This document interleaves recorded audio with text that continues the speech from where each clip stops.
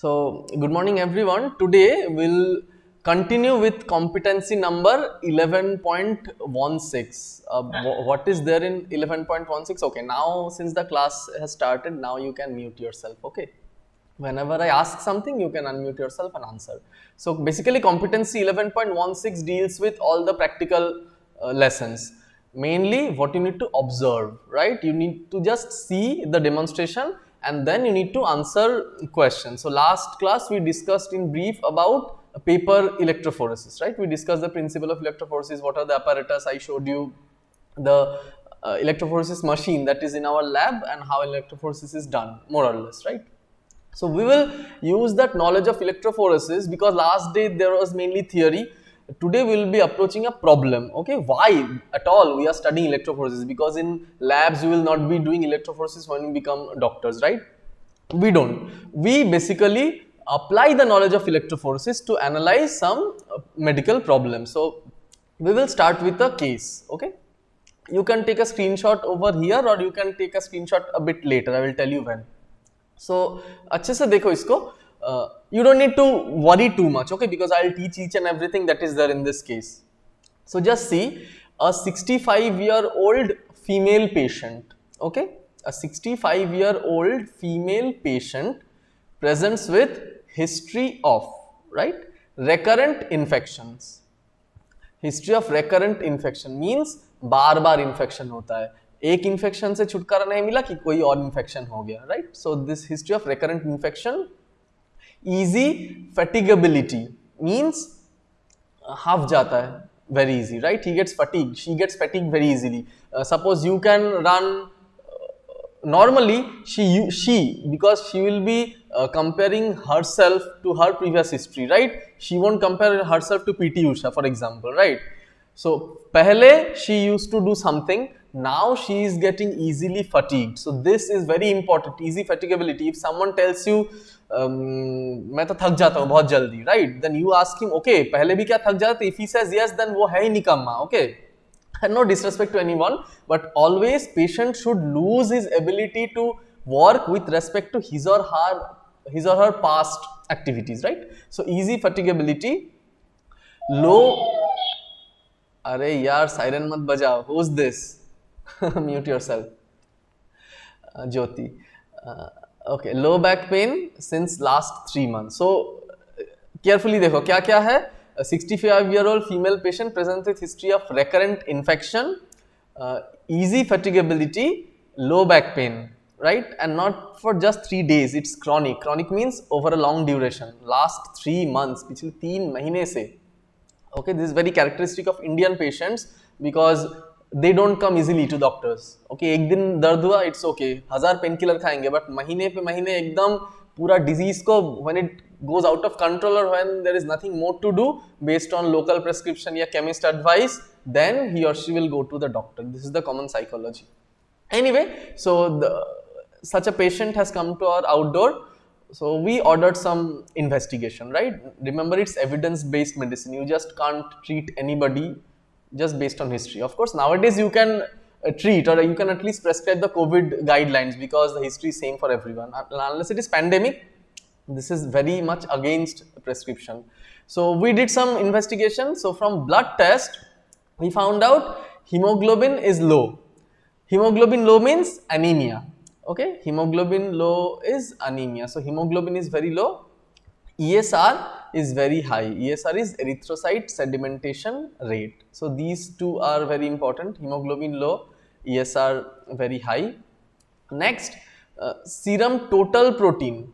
Okay, as a part of liver function test, we can measure total protein in auto-analyzer, just as I showed you in the tour of central lab.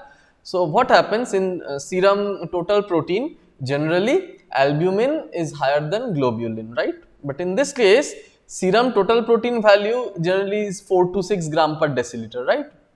Here, serum protein value has gone up. It is a case of hyperproteinemia.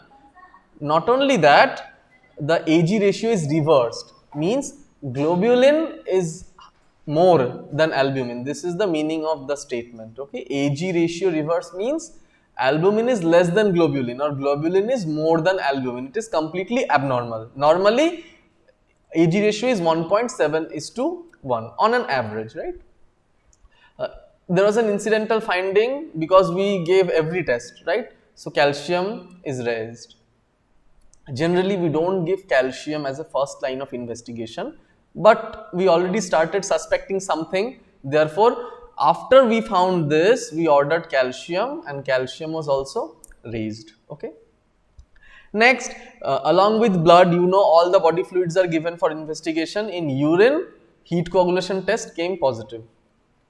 Okay, it means protein in urine, right? So hyperproteinemia, so serum total protein is high, and in urine also protein is high.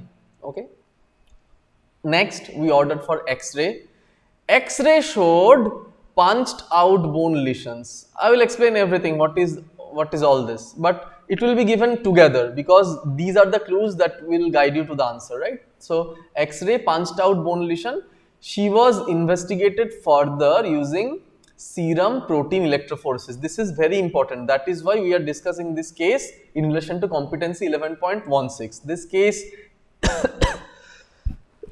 excuse me, can be discussed under any competency because it fits under anemia, it fits under ESR, it fits under total protein liver function test, it fits under urine test, it fits under anatomy, right? But since we are understanding electrophoresis over here, I am discussing because it can be an integrated class. Integrated class means a physiology teacher, an anatomy teacher and a biochem teacher will take a class together. So there are components from both anatomy, ESR, hemoglobin physiology as well as biochemistry. Anyway, forget all this. So multiple history are there. Okay. So serum protein electrophoresis was done, and this was the picture. Note this, you don't need to understand, interpret right now. I'll explain everything. What is serum protein electrophoresis? How does normal picture look like? What is this? So this is the picture of serum protein electrophoresis. Okay, and these are the X-ray features. Okay. Now you can take a screenshot. I will just rub the whole thing, all the pointer markers. I will just rub, and then you can take a neat and clean screenshot because these cases will be printed and they will be given you as flashcard. What is flashcard then? Okay, now you can take a screenshot. Okay, flashcards are simply something printed on a cardboard, okay, that will be given to you during Viva. You need to just see them just like this. There will be some questions, you need to answer them, and based on your answer, examiner will ask further questions. So actually that is much easier option other than examiner asking anything out of the board, right? If you know what flashcards are coming, almost 20 such cases are there. So you will be shown every one of them. So if you know them, at least you will have a starting point. You understand my point? Okay. So see, again I am reading it out. A 65-year-old female patient presents with history of recurrent infections, easy fatigability and low back pain since last 3 months. On examination, blood picture shows hemoglobin low, anemia, ESR very high, serum protein raised, Ag ratio reversed, hypercalcemia, urine shows heat coagulation test is positive, X-ray shows punched out lesion in bones, and electrophoresis, serum protein electrophoresis looks like this. Okay.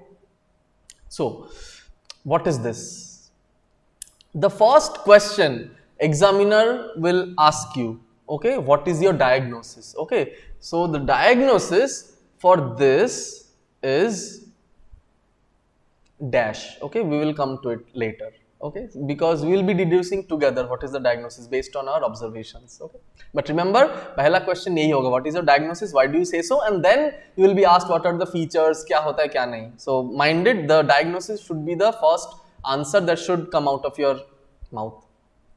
We all know how serum protein electrophoresis is done. So now our focus of discussion is on this serum protein electrophoresis, this last line, right? Serum protein electrophoresis. So we discussed in our last class 2 electrodes, there are 2 troughs which are filled with buffer, there are 2 positive and negative poles that are connected to a power supply, and a thin piece of either gel or paper are connected to the both buffer side, and one mixture of some substance are applied at a point, and then electric field is applied, a voltage is applied over a period of time, and then based on that the mixture will separate, right?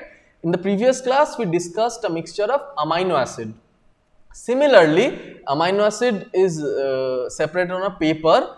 Today we are talking about protein electrophoresis. Protein electrophoresis is done on gel. Okay, the gel can be agar, AGAR, agar gel or agarose.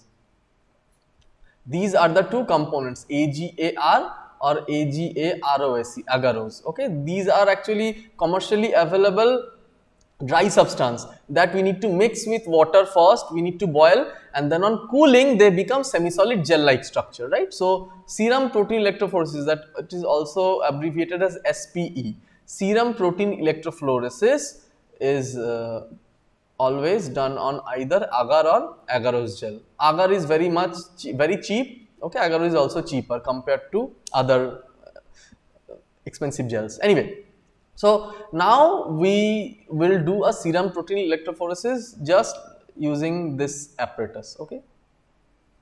So what will happen? Previously in last class we told you the mixture of amino acid separated, right? Similarly, we apply the whole serum, okay, and based on that all the serum proteins will be separated, right? So after the serum proteins are separated, they can be analyzed, right?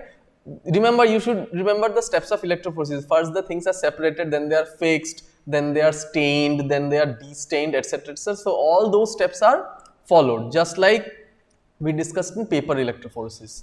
The main take home message is, in case of a normal individual, this is the ratio of the serum protein that is normally found. Now you don't need to know exact values if you are a first year student, right? Of course, now who is watching live are first year student, but in future if you are watching this video and if you are a PG student or you are actually a first year student and you are trying to solve MCQs and you have set your path to crack NEET PG, then each and every value is very important, because these are also MCQ questions. Now first year students will also have MCQs because of the new curriculum.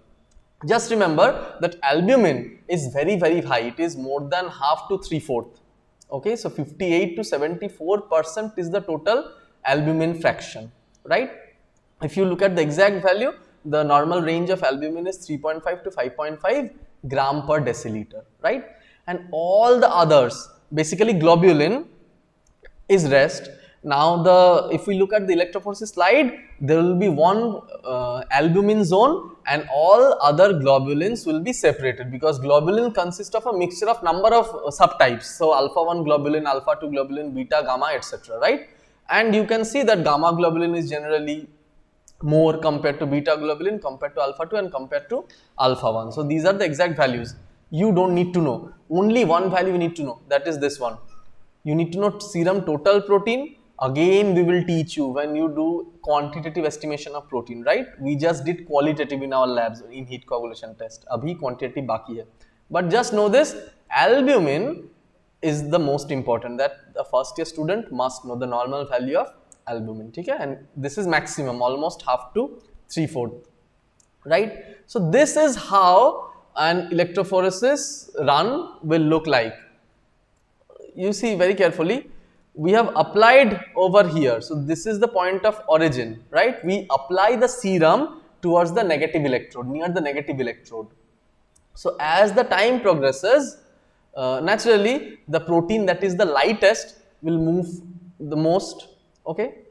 So we can now understand that albumin is the lightest fraction. We already discussed when discussing heat coagulation test, because proteinuria, that is protein in urine, is actually albuminuria, because albumins are so small. We already discussed in our previous class that M by Z ratio or charge mass ratio or mass to charge ratio, whatever you call it, is a key factor based on which the electrophoretic particle moves. The lower the mass, the faster it will move. So albumin being the lightest will move farthest. Then there will be band of alpha 1, alpha 2, beta, and actually gamma globulin not only doesn't move, it may even move towards the opposite side. It may move a bit towards the negative side. So generally at the point of origin, the band after a half an hour, say for example, we get a band of gamma globulin, and the farthest band will be albumin. Now this is the part, how to know the amount. When we stain, we see the albumin band is actually very thick, just like it appears. Okay, albumin band appears very thick in nature. Okay, and rest are very thin. So what happens, we will get a slide after the experiment. Okay, we don't get the values from there. There comes the role of analysis. What happens, this slide is now put into a machine, a scanner, and there is a software that is known as densitometry software. Densitometry, what does densitometry means? Based on the amount of based on the thickness of band, basically it can predict, or there is an algorithm which will determine the exact value. Okay, based on the density of the band, based on how thick the band is, based on how thin or light colored the band is, it can accurately predict the value, right? So you don't need to do all this. What we get as a physician, as a clinician, when we prescribe serum protein electrophoresis, you won't get these bands also. Yes, good labs will give you this band picture, okay, but what they should give is ultimately this final result. कौन सा कितना है, what amount of albumin or what percentage of albumin, globulin, gamma globulin, etc. are present.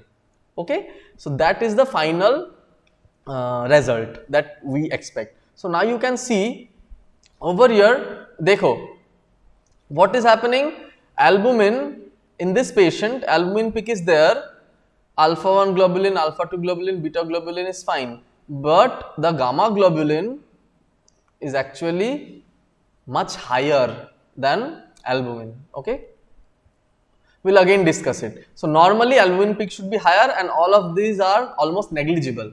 Okay, so let us now look at few causes. What will happen if this peak are either decreased or increased? Okay, as a first year student, you should remember only one reason for each. Okay, and even if you choose to forget everything, just remember one reason of albumin only. Okay, for low value, that is, देखो, for low value, a decrease in percentage of albumin may be caused by malnutrition, severe burns, and liver disease. Okay, these are the three main reason. Severe burn, patient बहुत जल गया पूरा, 80-90% burn patient जो आता है, albumin is very low, we need to infuse albumin. Okay, malnutrition, kwashiorkor marasmus, and liver disease. What do you need to remember as a first year student? Not only as a first year student, you need to remember this till the whole medical curriculum, your life, till you go to medicine. Okay, that is liver disease. This is very important. The marker of chronic liver disease. Chronic liver disease means a liver disease that is long standing. 2-3 महीने से liver खराब है. It may be due to alcohol, or it may be due to viral hepatitis or anything. When liver is at problem since many months, it is the albumin value which will reflect. Albumin will be low. Okay, any disease or any change that is over a long duration, we call it chronic. So chronic liver failure, the marker is albumin. Okay, and just for your knowledge, not related to this topic, the marker of acute liver failure is PT, or prothrombin time. ये याद रखो. Okay, you will be asked in medicine viva, acute liver failure. झट से, I mean, there is a toxic, any chemical toxin that has attacked the liver.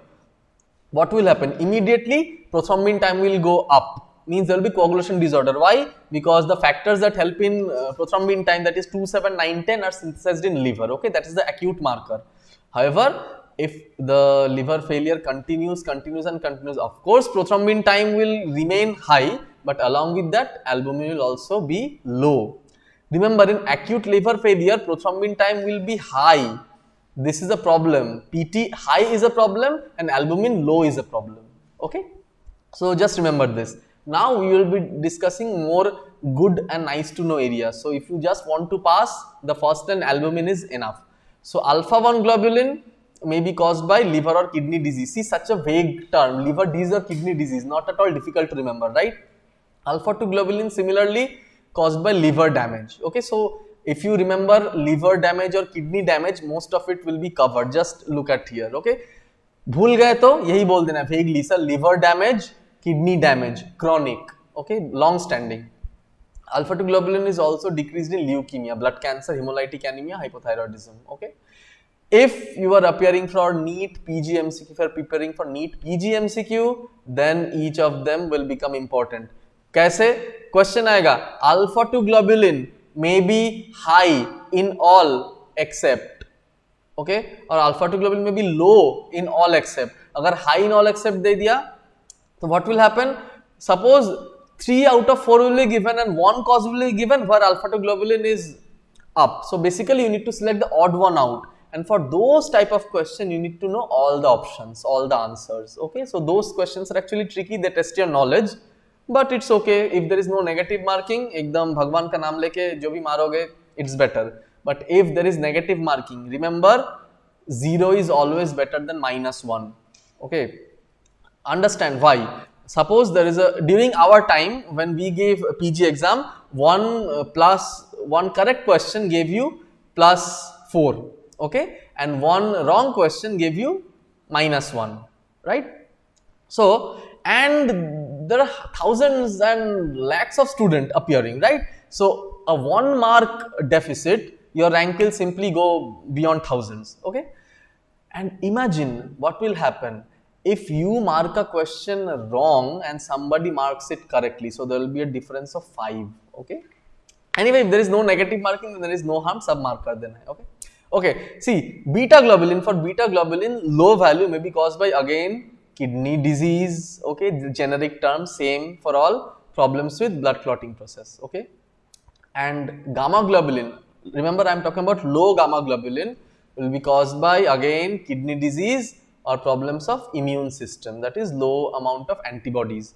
What do we mean by immune system immunocompromised? For example, HIV or cancer patient or prolonged steroid therapy. Now you are seeing a disease known as black fungus or mucormycosis that is happening because of immunocompromised only. So if we test serum protein electrophoresis of them, okay, if we do serum protein electrophoresis, we will find there is low gamma globulin. That will prove that the person is immunocompromised, and that will further support the therapy with antifungal, okay.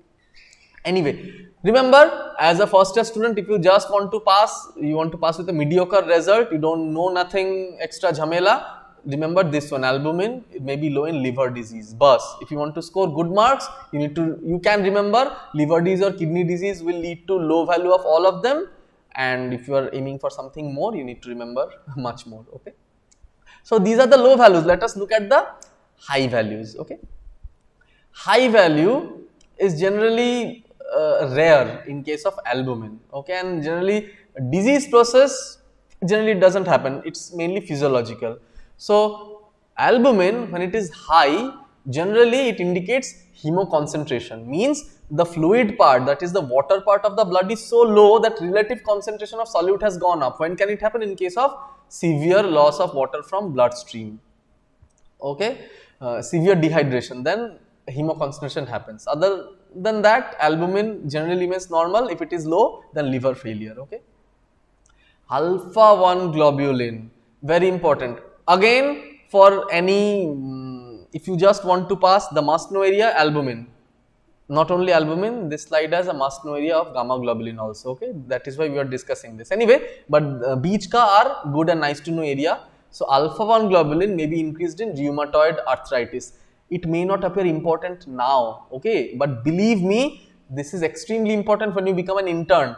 Then you will get cases of rheumatoid arthritis, not only in outdoor, you will get cases in your family, elderly will be suffering from rheumatoid arthritis, almost every other household, right?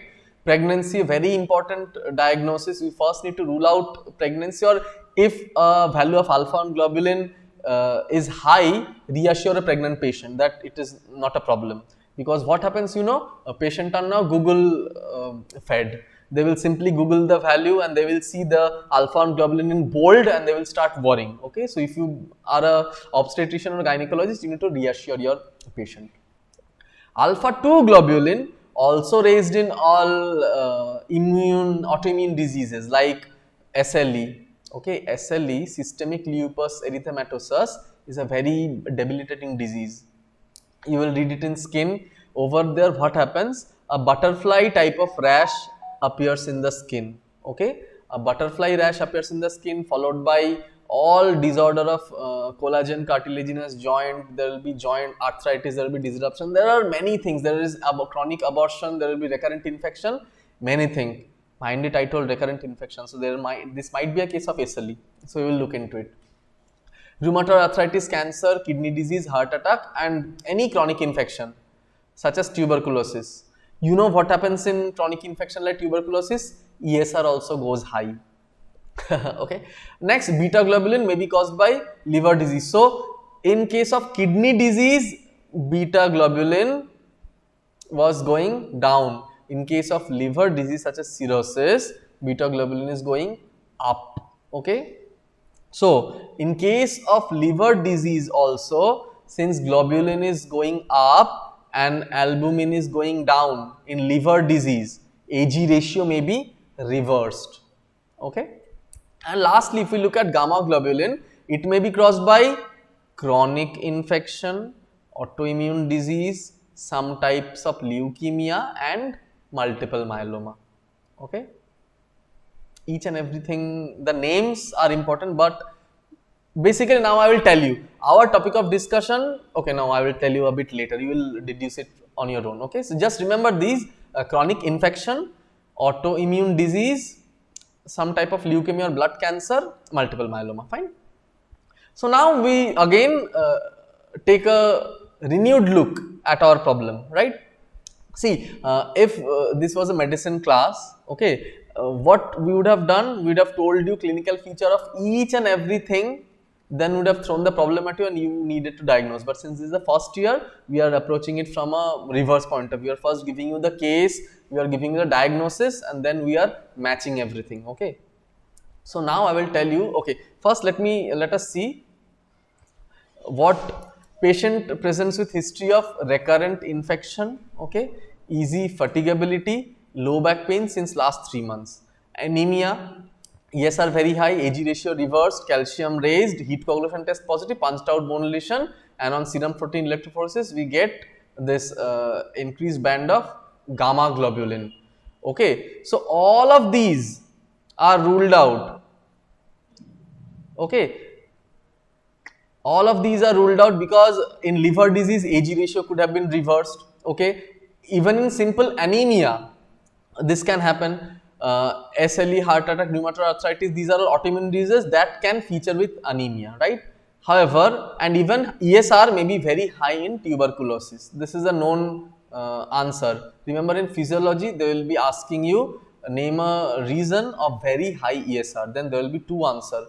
One is tuberculosis and the second answer is our diagnosis, that is multiple myeloma.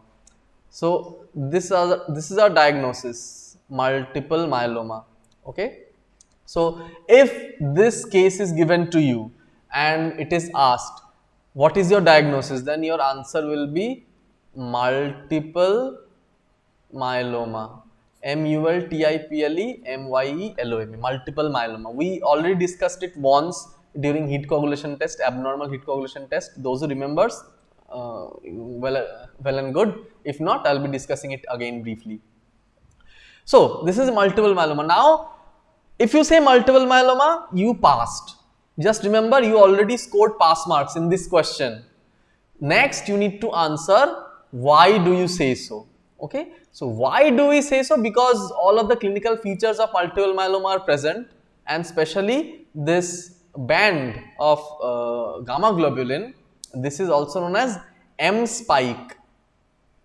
So you can see in case of a normal patient, okay, what happens? Albumin band is present and other bands are absent. In case of a patient of multiple myeloma, albumin band will be present, but more than albumin, there will be a band of gamma globulin, that is known as M spike or myeloma spike. Okay, so all these clinical features. So I told you very high ESR. Number one answer is tuberculosis. Number two answer is multiple myeloma. Okay, so very high ESR, anemia, AG ratio reversed, heat coagulation test positive, and M spike. Even if you don't say anything, a history of if you are given this electrophoresis picture and if you say sir M spike है इसीलिए multiple myeloma है, you get full marks. Okay. Now I mean full marks on this chart. Chart पे रहेगा 5 marks. Half will be on the diagnosis and next half why do you diagnose. So if you just say M spike, fine. So next the marks will be given at Viva. Okay, जहाँ पे you will be asked questions about this and उससे examiner might go into other systemic chapters. Fine. So let us now just see for our interest the clinical features. Minded clinical features अभी नहीं चाहिए होगा तुम लोगों को. Okay, it is only important when you go to medicine. So इसको just अभी देख लो. You don't need to remember everything, but एक बार देख लोगे तो diagnosis करने में easy रहेगा. Okay. So what are the clinical manifestations of multiple myeloma? See, generally, multiple myeloma, it is a variety of blood cancer, okay? Generally, variety of blood cancer, लेकिन blood में नहीं होता, it happens in bone marrow, okay? So, bone marrow को खा जाता है ये अंदर से bone को. So, multiple myeloma usually manifests with multifocal destructive skeletal lesions. So, main problem होता है in bones. It erodes bone from inside. Bone marrow is replaced by malignant myeloma cells. Cancer cell bone marrow को पूरा replace कर देता है. Okay? That is why and कहाँ affected होता है देखो vertebral column, ribs, skull, pelvis, femur, clavicle and scapula. ये सब जगह पे what happens? All the bone marrows are replaced with myeloma cell. Okay? What will happen due to this? The bones will be thinned from inside. Bone marrow is along with the trabecular part of bone actually makes up the strength of bone. If something start to erode the bone from inside, only a thin wall of bone will be left and that will lead to easy fracture, that is also known as pathological fracture. What is physiological fracture and what is pathological fracture? Physiological fracture means a bone will not fracture unless it is subjected to an extreme variety of physiological trauma. कोई चोट नहीं लगा तो कभी भी fracture होगा नहीं. That is most important. There has to be some history of accident or any trauma or any crush injury, any beat down, anything. Unless there is that, we don't diagnose fracture. ठीक है ना? But what is pathological fracture?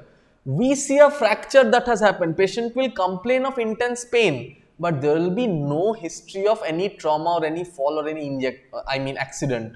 Means bone रह के टूट जाएगा because it has gone so much thinning that simple bearing of the weight due to gravity will tend to fracture the bone. And which organ or which bones actually carry the weight of gravity, weight of individual maximally? Mainly the vertebral column and femur, है ना? यही दो bone है that distributes the weight uniformly across the axis of our body. So यही दो bone का maximum fracture होता है because these bones are thinned out.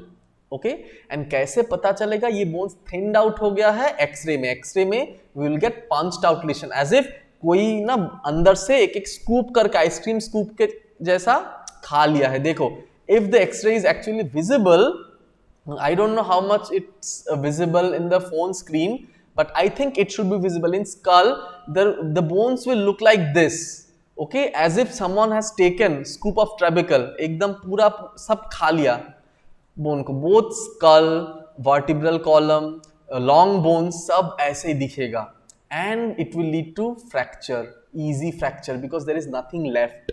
Okay, so this appearance of punched out lesion or this history of punched out lesion is sine qua non. Okay, basically ये अगर मिल गया तो multiple myeloma है.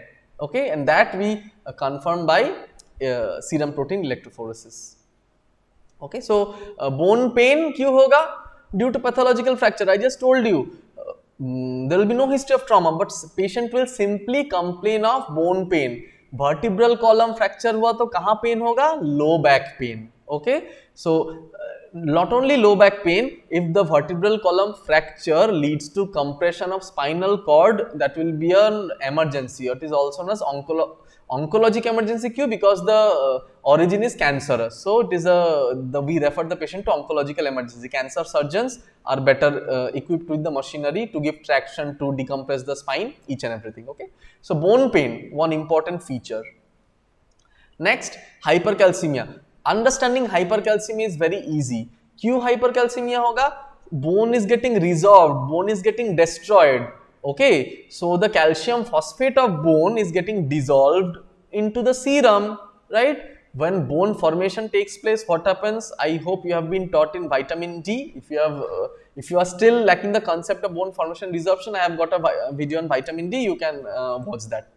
So when bone formation takes place, the calcium is collected from the serum and is deposited on the bone. That is bone formation by osteoblast.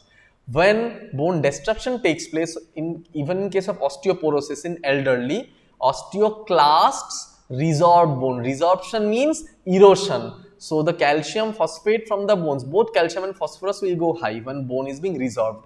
In case of multiple myeloma, this process is accelerated. Bone is degraded at a very high speed.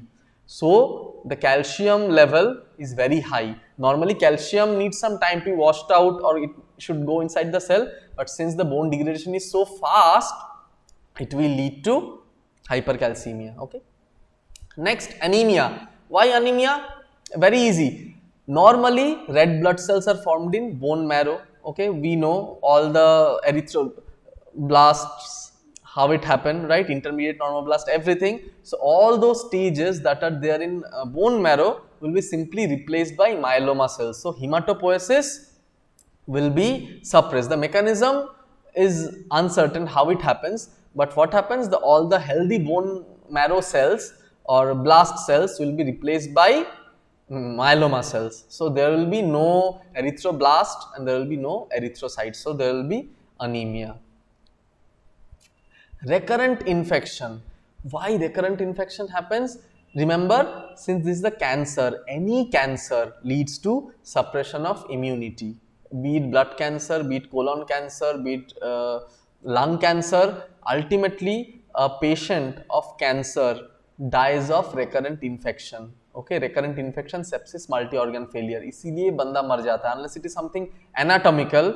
Okay, oropharyngeal cancer, it deals with respiratory problems. Other than that, any internal cancer, when it is spread, ultimately leads to immunosuppression, patient dies of infection. So recurrent infection is a history of multiple myeloma. And lastly, very important, renal insufficiency. Okay, renal failure may happen. Why renal failure may happen? Because excess proteins are being excreted in the kidney, right? So the glomerular sieve, छकनी जो है ना, उसके ऊपर बहुत ज़्यादा load पड़ जाता है. If you put many things into the basin and you don't give time to clear it up, okay, what happens? The basin clogs and there will be water accumulation on top. Similarly, the kidneys will have high load. Okay, and on top of that, there are bacterial infection, hypercalcemia, etc. So there are renal insufficiency also. The proteins that are excreted in kidneys are not albumin. Now, the proteins that are excreted in urine, actually, normally it is albumin in case of diseases like nephrotic syndrome, right? We read heat coagulation test. Heat coagulation test, this one is positive. Answer will be nephrotic syndrome, glomerulonephritis, all that. But in case of multiple myeloma, what happens? Benz-Jones protein are excreted in urine. What are Benz-Jones protein? See, there are, if you look at the structure of immunoglobulin, okay, it's a Y-shaped structure with a heavy chain and a light chain. It is not actually like this. Okay, there are two heavy chains and there are two light chains, and it's the light chains of gamma globulin. Light chains are named kappa or lambda, okay, based on Greek alphabet. So these kappa and lambda light chains are excreted in urine. These are known as Benz-Jones protein and they are actually gamma globulin. They are a variety of gamma globulin. So heat coagulation test, normally what happens?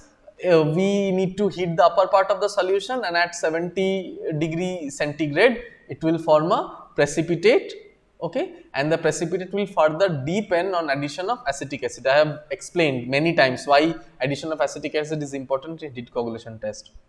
And to recall what is abnormal heat coagulation test, what happens in multiple myeloma. In multiple myeloma, it is seen that around 50 to 60 degree centigrade or even at 70 degree centigrade, there will be a formation of an opalescence. A precipitate will be formed at the upper part of the tube, okay. But on further heating at around 90 degree centigrade, it will completely clear. The solution will become transparent as if nothing has happened, as if it is negative, okay.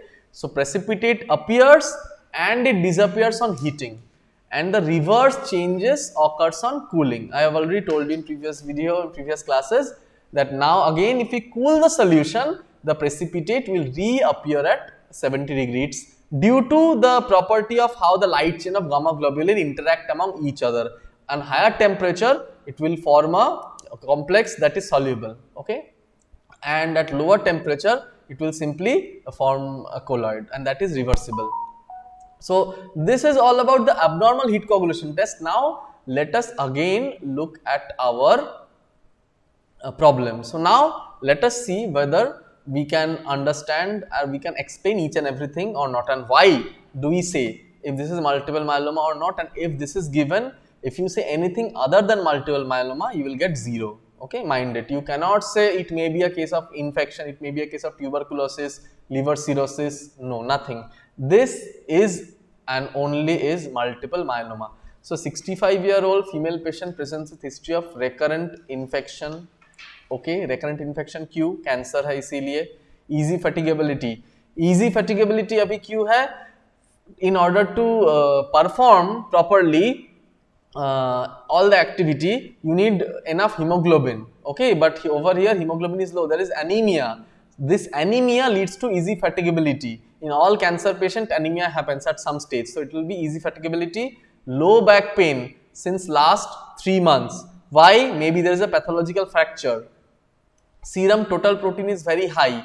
Why? Because gamma globulin, there is uncontrolled rise of gamma globulin. Therefore, globulin is much more than albumin. Calcium is raised. Why calcium is raised? Because there is bone degradation, right? Urine. What happens in urine?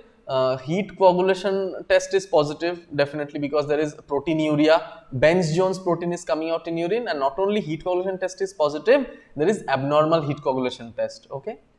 And X-ray punched out bone lesions. This is absolutely pathognomonic of multiple myeloma, and on serum protein electrophoresis, we get this M spike or high spike of gamma globulin. Okay, so I hope this diagnosis of multiple myeloma is now clear with all of you. Okay, feel free to get back to me in the comments if you have any query, and I'll see you in another video. Till then, bye and take care.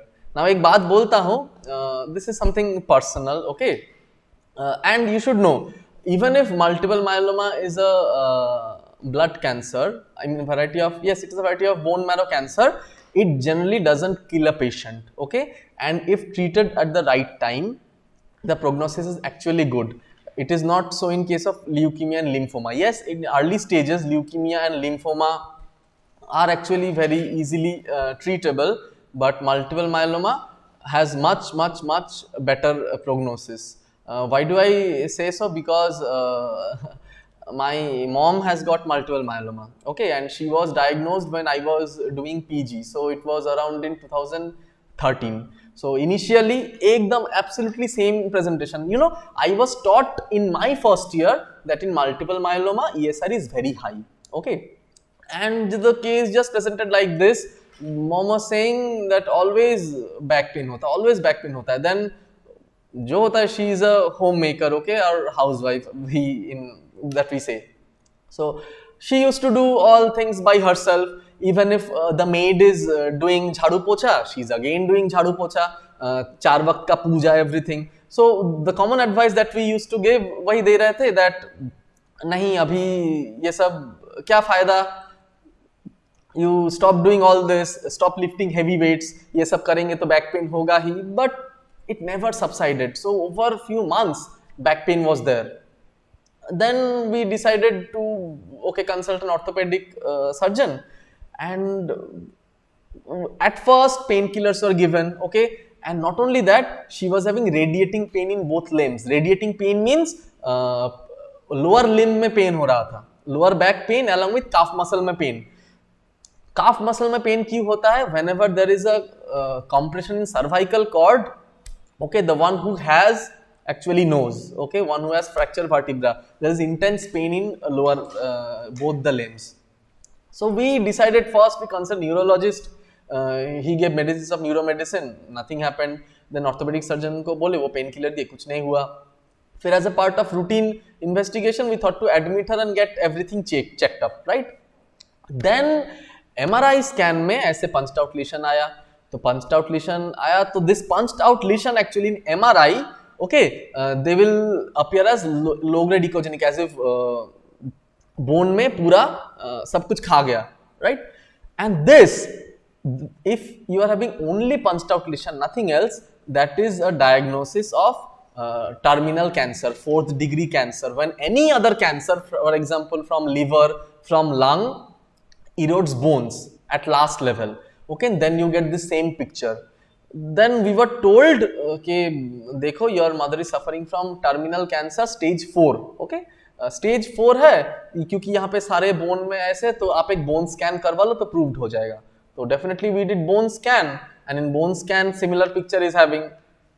But you know, a stage 4 cancer patient always suffers from weight loss, severe infection, he will lose his breath, he will lose appetite, she will lose appetite, but वो सारे features तो थे नहीं. Then we also did all the blood tests, right? And over there protein value was very high, right? And globulin was also very high. So since we were PG, I did PG in biochemistry, and this serum protein electrophoresis was routinely done in our department because we had access to SPE. So mummy का sample लेके मैं खुद एक serum protein electrophoresis run किया, तो वहां पे आया एक गामा ग्लोबुलिन का बहुत ऊंचा M spike, okay? Then we consulted an immunologist, and वो सारे पिक्चर देख के it was diagnose that she is having multiple myeloma. तो तभी का प्रॉब्लम ओनली था लो बैक पेन, थोड़ा बहुत अनीमिया, एंड बस that was the presenting symptom, no other thing. And then she was treated with chemotherapy, and once you and chemotherapy and radiotherapy, once you treat with chemotherapy and radiotherapy, the cancer remains contained मतलब marrow में ही रहता है, ज्यादा फैलता नहीं है चारों तरफ. So it remained dormant for a long time. So since 2012 to 2019, I think she was moving very well. सब हम लोग के साथ बाहर टूर पे भी गए, सब कुछ की. In 2020, finally the effects of chemotherapy started to wear off, and फिर से एक bout हुआ, and ultimately now it has involved the lower limbs, and now she is bedridden and quadriplegic. तो मतलब दोनों पैर से she cannot walk, she uses wheelchair. So be careful whenever you see a patient of multiple myeloma. If you diagnose early, if you treat early, the 5-year survival is very good. Remember, cancer patient कभी cure होते नहीं है. Cancer patient का chemotherapy का prognosis we give on 5 year, मतलब 5 साल आप जियोगे, इसका प्रोबेबिलिटी कितना है. सो 5 ईयर सर्वाइवल का percentage. So in case of multiple myeloma, if chemotherapy is done at the right time, 5 year survival is almost 100%. And from 2012 she is doing quite well, and lucky she was able to see her grandson. Anyway, जो भी, चलो बहुत हो गया touching बातें. I'll see you soon. Okay, कोई भी query हो तो व्हाट्सएप ग्रुप में बोलना, ठीक है? चलो, bye bye and thank you.